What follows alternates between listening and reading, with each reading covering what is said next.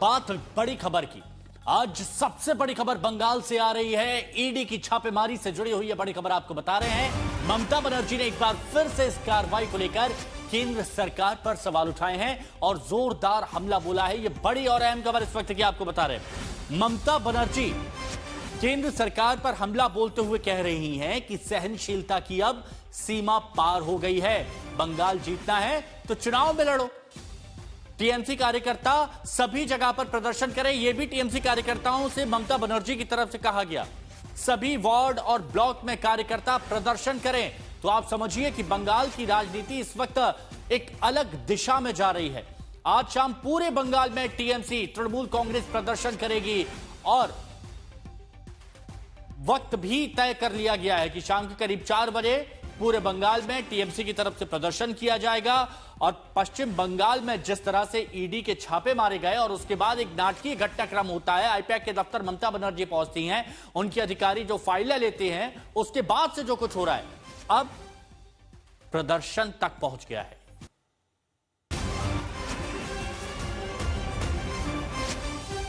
और एक और बड़ी खबर आपको बता दें, अपराध। मुख्यमंत्री ममता बनर्जी ने प्रवर्तन निदेशालय के इस छापे को अपराध बताया है और यह भी कहा कि हम एक पंजीकृत राजनीतिक दल हैं और यह छापा गलत है। यह पश्चिम बंगाल की मुख्यमंत्री ममता बनर्जी की तरफ से कहा गया कि बीजेपी धन और बाहुबल का इस्तेमाल कर रही है। यह एक तरह से अपराध है और लोकतंत्र की हत्या है जो बीजेपी की तरफ से की जा रही है।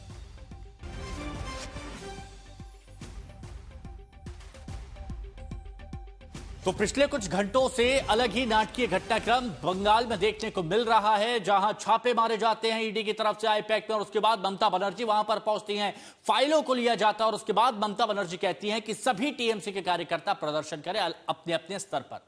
अनुपम मिश्रा इस स्टोरी को लगातार कवर कर रहे हैं, हर एक खबर सबसे पहले हमारे दर्शकों तक पहुंचा रहे हैं। अनुपम, अभी वहां पर क्या हो रहा है और आगे की क्या तैयारी है, क्या होता दिख रहा है आपको?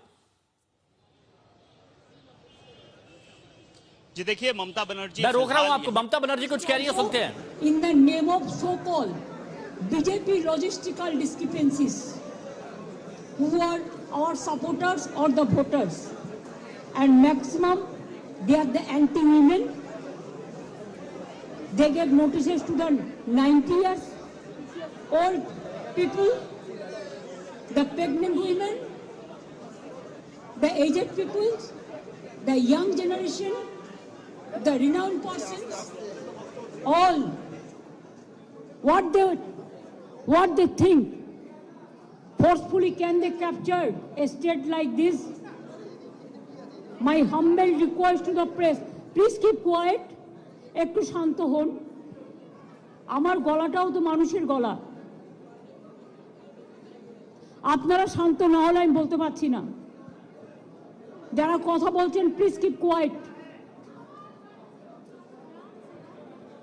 आप देखिए, अगर अमित शाह आपको बंगाल को जीतना है तो आपको हिम्मत है तो आप इलेक्शन में लड़ाई करके आइए।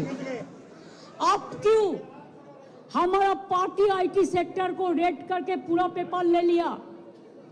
आप क्यों हमारा बंगाल में एक जो क्रेडिबिलिटी नहीं है जो ऐप का, उसको देके आप एक बीजेपी वर्कर को इलेक्शन कमीशन ऑफिस में बैठा के 54 लाख नाम को डिलीट कर दिया, फॉर्म 7 फिलअप करने नहीं दिया, फॉर्म 8 भी फिलअप करने नहीं दिया, ईआरओ को नाम मिसयूज किया है, जिसमें एसोसिएशन लेटर भी लिख के प्रोटेस्ट किया है। इसका बाद जो आपका बीएलओ जाके सेटिस्फाइड होके जो नाम उठाया था लिस्ट में, उससे भी आप देख के चुन के और बीजेपी का लिस्ट बना के आपने 1.5 करोड़ लोगों का, अबाउट 1.5 करोड़ आपने नोटिस दिया है लॉजिस्टिकल डिस्क्रिपेंसी का नाम पे, लेकिन वो लिस्ट हम लोगों का पास में नहीं है। इलेक्शन कमीशन जो कर रहा है वो बीजेपी का इशारा में पूरा व्हाट्सएप में काम कर रहा है।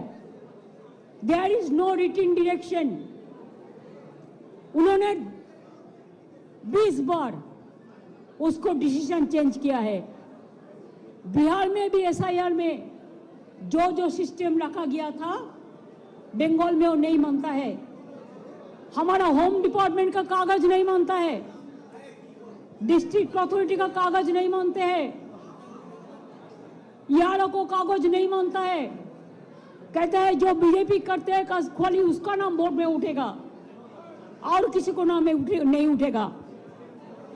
अभी तक आज तक more than 72% already been died, either committed suicide or trauma they died, and 91% along with 72 are seriously hospitalized. Some people went to committed suicide. Some people after coming from the hearing, they are seriously ill, heart attack, brain stroke. Who is responsible for this death? BJP is a killer's party.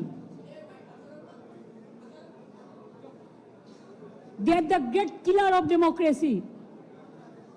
An IT office, IPAC office. How can they do it like this?